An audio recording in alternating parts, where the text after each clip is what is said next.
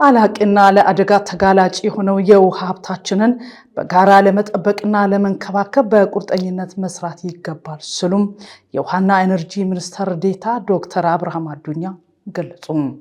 የይመኙሻል ዮሴፍ ዘገባ ዮሐንስ ባይሳ ተከታትሎታል። የውሃና ኢነርጂ ሚኒስቴር ከውሃና መሬት ሀብት አስተዳደር ጋር የተቀናጀ የውሃ ሀብት አስተዳደርን ለማሳለጥ የሚያስችል የብራይት ፕሮጀክት በስምጥ ሸለቆ ሐይቆች ተፋሰስ በይፋ ወደ ተግባር ለማስገባት የሚያስችል የባለድርሻ አካላት ውይይት በአርባ ምንጭ ከተማ ተካሂዷል። የውሃና ኢነርጂ ሚኒስቴር የውሃ ሀብት አስተዳደር ዘርፍ ሚኒስትር ዴኤታ ዶክተር አብርሃም አዱኛ በወቅቱ እንዳሉት በርካታ ማህበራዊና ኢኮኖሚያዊ ፋይዳ ያለውና ውስብስብ ችግሮች ያሉበትን የስምጥ ሸለቆ ሐይቆች ተፋሰስን በተቀናጀ መልኩም ለመምራት ማስተዳደርና ዘላቂ ተጠቃሚነትን ለማረጋገጥ የተቀናጀ የውሃ ሀብት አስተዳደር አካል በሆነው ብራይት ፕሮጀክት ተግባራዊ ይደረጋልም ብለዋል። እዚህ ስምጥ ሸለቆ ትልቅ ማህበራዊና ኢኮኖሚካል ፋይዳ ያለው ብዙ ደግሞ ችግሮች በተፋሰሱ ውስጥ ያሉበት ይሄን መፍታት የሚቻለው በጋራ በተቀናጀ መንገድ በመምራት እንደሆነና ይሄን ለማድረግ የተቀናጀ አሰራር የሚያስፈልገው ከመሆኑ ጋር ተያይዞ ይሄን ታሳቢ በማድረግ በሀገር አቀፍ ደረጃ የናሽናል ወይንም ብሔራዊ የተቀናጀ ሀብት አስተዳደር ፕሮግራም ተቀርጾ የዛ አካል የሆነው የብራይት ፕሮጀክት በዚህ ተፋሰስም በጋራ ስራዎችን ኢምፕሊመንት ለማድረግ እዚህ ዝግጅት አድርጎ የላውንቺንግ ነው። አላቂና ለአደጋ ተጋላጭ የሆኑ የውሃ ሀብታችንን በጋራ ለመጠበቅና ለመንከባከብ ፖለቲካዊ ቁርጠኝነት ይጠይቃል ያሉት ሚኒስትር ዴኤታው የተፋሰስ ከፍተኛ ምክር ቤት ረቂቅ አዋጅ ተዘጋጅቶም ለውሳኔ መቅረቡን አመላክተዋል። አላቂና አደጋ ላይ የሚጋለጥ ውሃን መሰረት በማድረግ ይሄ ውሃ በማህበራዊም ሆነ በኢኮኖሚው ዘርፎች ሁሉም በሚባል ደረጃ የሚጠቀሙት እንደሆነ ይታወቃል። ይህን በአግባቡ ለመጠቀም ለመንከባከብ እና ለማስተዳደር የሚያስችል ስትራቴጂዎችንም ቀርጾ እየተንቀሳቀሰ ይገኛል።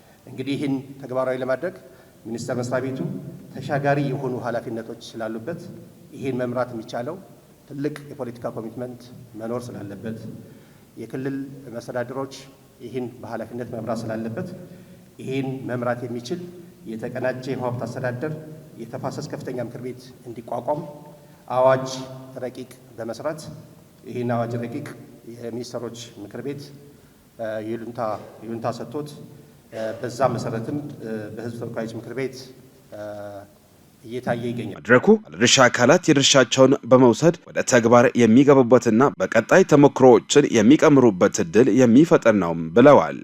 ሚኒስትር ዴኤታው ፕሮጀክቱ ድጋፍ ላደረጉ የኔዘርላንድ መንግስትና የአውሮፓ ህብረት ምስጋና አቅርበዋል።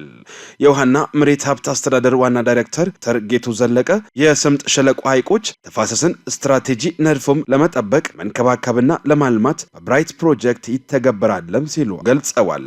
ፕሮጀክቱ አሳታፊ በሆነ መንገድ መተግበሩ ከዘላቂነት አኳያ ከፍተኛ ድርሻ አለውም ብለዋል። በጣም እምቅ ሀብቶችን በአግባቡ ለመጠበቅ የተፋሰስ አያያዝ ፕላን አዘጋጅቶ ኦልሬዲ ያለ በኋላ መጣበታለሁ። ይህንን መንከባከብና ማልማት ይገባል። የብራይት ፕሮጀክትም ይህንን ለማገዝ ከውሃና ኢነርጂ ሚኒስቴር ጋር በጋራ የተቀረጸ ፕሮጀክት ነው። የደቡብ ኢትዮጵያ ክልል ውሃ ማዕድንና ኢነርጂ ቢሮ ኃላፊ አቶ አክሊሉ አዳኝ በበኩላቸው ፕሮጀክቱ በአየር ለውጥ ምክንያት በሀገራችን የሚከሰቱ ጉዳቶችን መቀነስ በሚያስችል መንገድ የውሃ ሀብታችን በዘመናዊ መንገድ ለመከታተል ያስችላል ብለዋል። ውሃና ኢነርጂ ሚኒስቴር በአገር ደረጃ አንድ ፕሮጀክት ቀርጸዋል። ብራይት የሚባል ፕሮጀክት።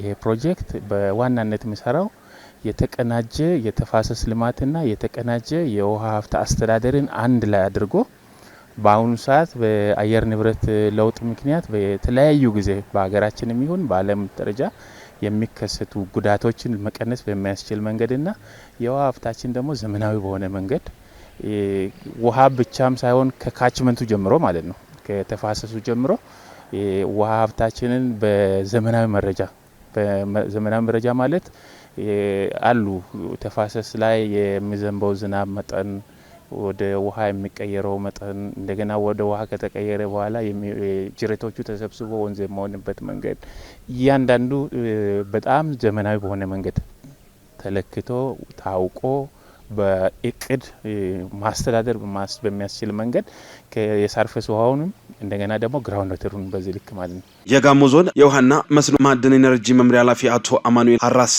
ፕሮጀክቱ በስምጥ ሸለቆና ተጎዱ አካባቢዎችን መልሶ ለማልማት የውሃ ደህንነትን ለመጠበቅ አጋዥ መሆኑን ጠቁመዋል። በተፋሰስ አካባቢ ያሉ የተጎዱ አካባቢዎችን መልሶ ማልማትንና ውሃዎችን በአግባቡ እንዴት መጠቀም አለብን የሚለውን ለመገንዘብና ያንን ወደ መሬት ለማውረድ ነው። ከዚህ በፊት በተለያዩ መድረኮች የተደረጉ ውይይቶችን ዛሬ በማጠቃለል ወደ ትግበራ ለመግባት የሚደረግ ውይይት ነው። በዚህ እንደ እድል ሆኖ የኛ ዞን ተጠቃሚ ነው። የሐሬ ወንዝ ላይ በስፋት የመጀመሪያውን ትግበራ የሚጀምረው ሐሬ ወንዝ ላይ ነው። ስለዚህ ሐሬ ወንዝ ላይ ሰፊ ፕሮጀክት ይዘው በቅርቡ ወደ ስራ የሚንገባ ሲሆን ሐሬ ወንዝ ተፋሰስን ከአባያ ሐይቅ ጋር ያለውን የስልት ወይም ለም አፈር ከላይ አንስቶ ወደ ሐይቁ የሚያስገባውን ጭምር ያ እንዳይፈጸም ፕላስ ደግሞ የተራቆቱ አካባቢዎችን እዛው አካባቢ ለማልማትና ወንዙ በአግባቡ ለአርሶ አደሩ ብቻ አገልግሎት የሚሰጥ የማልማት ስራ እንጂ የጥፋት ስራ እንዳይሰራ ለማድረግ ነው። በመድረኩም ከደቡብ ኢትዮጵያ ክልል፣ ከማዕከላዊ ኢትዮጵያ ክልል፣ ከሲዳማ ክልል ከፍተኛ ትምህርት ተቋማት ባለድርሻ አካላትም ተሳትፈዋል።